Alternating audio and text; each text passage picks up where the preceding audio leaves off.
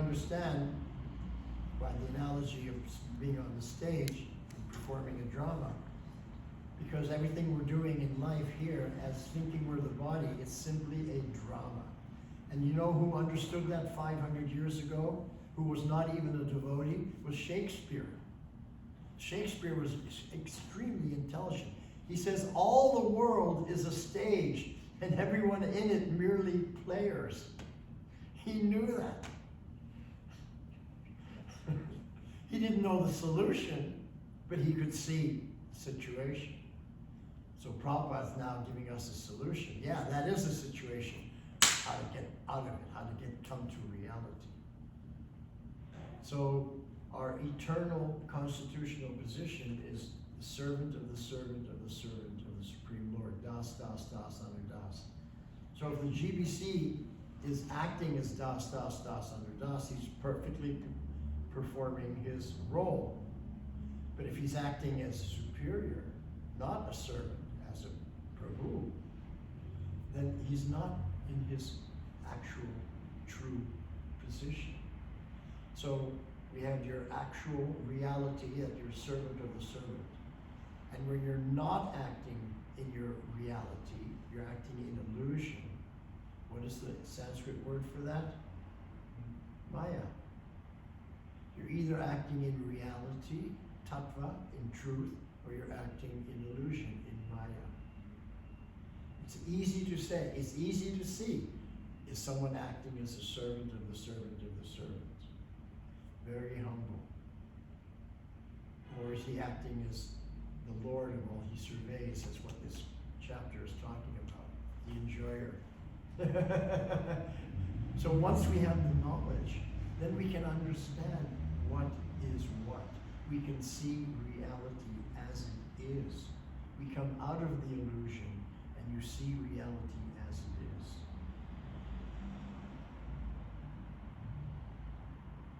So we should always be in the mood of the servant, not as the master. There's only one master, and that's Krishna. So Srila Prabhupada taught us, because we saw in all his activities, he was acting as the servant of the servant. I'll give you some examples just to prove it. In the early days, when everyone was staying in one temple, and there was only one bathroom, the devotees would line up to go into the bathroom. And then Prabhupada, he would also get in the line. He didn't go to the front of the line and say, I'm the guru. He got in the line. And then they said, no, Srila Prabhupada, you should go first. But he was so humble. He was just like himself. Then there was another very wonderful example in New York, where Prabhupada was ready to go to fly out of New York, and all the devotees had come to the airport to see him off. And they were in the departure lounge, and it was packed with devotees.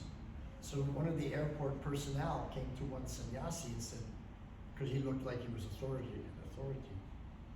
he said, your people have to leave because there's no room for the passengers to come in to board the plane in the departure lounge. So you please have to ask them kindly to leave, So Rupanuga Maharaj, his name was Rupanuga at that time, he got up on the chair, he said, attention all devotees, we now have to get up and leave the departure lounge because the people who are boarding this flight need to come in here. So all devotees, please now get up and leave. And everyone was there having darshan with Prabhupada. And what happened? Everyone looked at Rupanuga, no one got up. They're not going to get up and leave because Prabhupada's there. Only one person got up to leave. That was Srila Prabhupada. He got up to leave. Rupanuga said, no, Srila Prabhupada, not you. Prabhupada said, but he heard that all devotees should get up, so he was considering himself a devotee. He got up to leave. No one else did. So Srila Prabhupada taught us by his personal example. So that's why he's called the Acharya. Those are just two examples. I could go on so many examples. But very nice question. Thank you. Any other questions or points for discussion on this topic? You said at the beginning of the class that Krishna does everything for the benefit of others. That's what he does. Yeah. But at the same time, he is the supreme enjoyer. Yeah.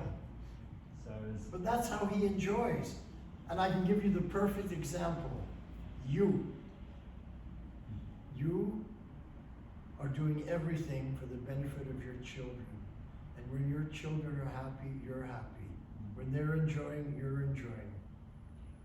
So because of love, you are so happy, you're so enjoying everything to see that your children are happy. So you do everything to give to your kids. So it's the same with Krishna. He's doing everything for our benefit.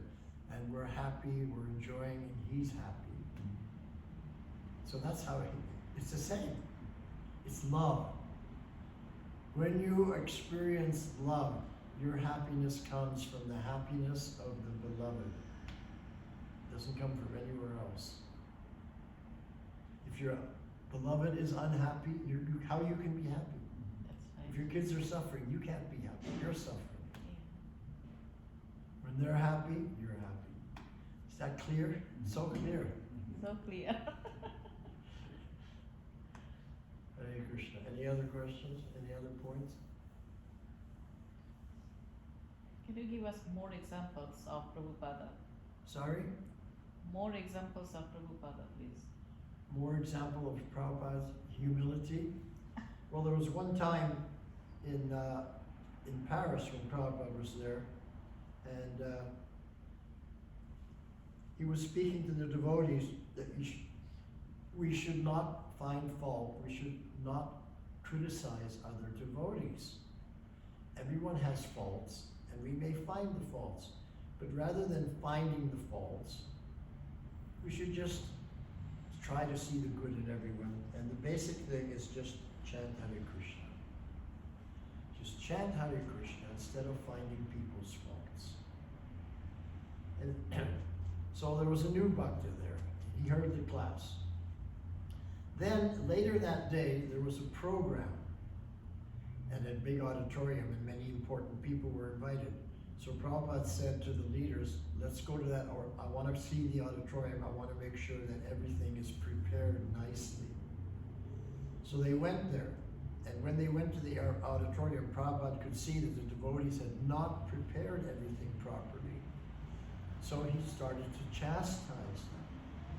Why? You haven't done this or that or anything. So then the new bhakta spoke up. But Prabhupada, in the morning class, you said that you shouldn't find faults in others, you should just chant Hare Krishna. Prabhupada immediately put his hand in his bead bag and started chanting. He took the advice of that new bhakta. Even though he had a right to chastise because they hadn't done their service, they hadn't prepared the auditorium for the presentation. But just see how humble Prabhupada was. There's another example. These are examples. Here's a personal example. When I was in Bombay, Prabhupada was having a meeting with all the people who were building the new temple, the Juhu temple. So, in the BBT offices. So there was one lady, a very poor lady from the Bungi colony. She would come up every day and she would be cleaning the BBT offices. She had a jaru and multi. She was doing jaru pocha. So she comes up this morning to do her service, and she comes up to the office and the door is slightly ajar, and she just sees through the open door that Prabhupada's there and he's having a big meeting. So she can't go in. So she's just waiting there on the landing because she needs those 2 rupees that she's getting for doing the service. In those days, that was a lot of money. Yeah. Meanwhile, Prabhupada's inside, he's preaching, firing up the troops. Then he notices through the door that's slightly ajar. The cleaning lady is standing there. And this was a very important meeting because he wanted everyone to get it. We've got to finish this temple on time. Because in India, things are never finished on time. So Prabhupada noticed the cleaning lady. Then he stopped the meeting. He said, now we have to adjourn the meeting. The cleaning lady has come. Then he said, every living entity has their area of authority. And when the cleaning lady comes to clean, she's the authority here. So the Jagat Guru, who was spreading Lord Chaitanya's mission all over the world, had to get up and adjourn the meeting because the authority had come, the cleaning lady. This is humility.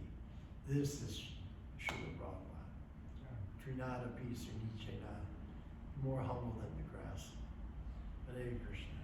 Hare Krishna. It's so Thank you nice very to much. hear Srila this. Prabhupada ki jai. Jai.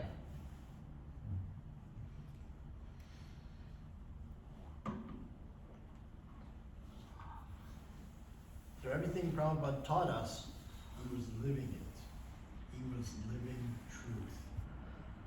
He wasn't just speaking one thing and behaving